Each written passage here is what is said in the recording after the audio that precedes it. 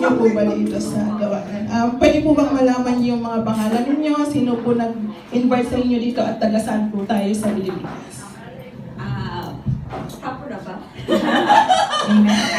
Magandang hapon po sa inyong lahat. Ako po si Rose Red Alubasido. Taga Dumaguete. Tapos, umakay po sa akin dito ay si Ate Emily Ramirez. Amen! Thank you. Hello po, magandang hapon po sa ating lahat. Ako po si Marites A. Dumincel from Quirino, Isabela.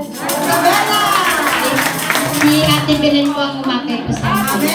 Maraming salamat po sa inyo mga thank you. Welcome po ulit mga kapatid.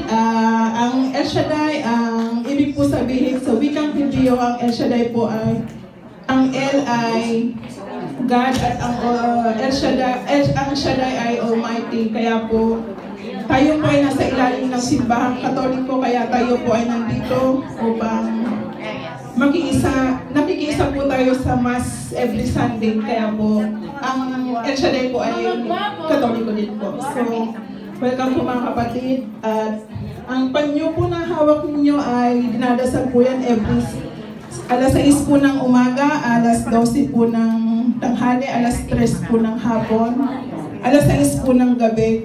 Tsaka napakabisa po niya mga kapatid, kung may mga karamdaman po tayo, pwede po natin yung ilagay po kung saan meron tayong karamdaman. Basta magtiwala lang po tayo sa ating Panginoon, tiyak gagaling po tayo. So, welcome po mga kapatid at ipag-pray po kayo ng ating pinagkuhan ng kapatid. Ay, pinagkuhan ng teacher. Amen. Bukod yun lang po ulo niya ng Sister Rose. Lord God, we thank you so much sapagkat dinala niyo po si Sister Rose and Sister Marites dito sa community po ninyo, Panginoon.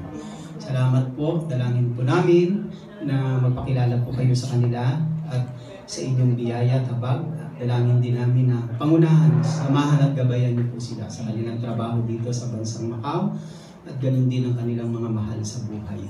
Dalangin namin, Panginoon, na ito ang araw at na inyong ipataloob, itakda sa kanilang buhay, na sila po, Panginoon, ay magpatuloy sa inyo na maglingkod. Ito po kami sa aming dalangin sa pangalan ni Jesus, sa ngalan ng Ama, Anak at ng Espiritu Santo. Amen!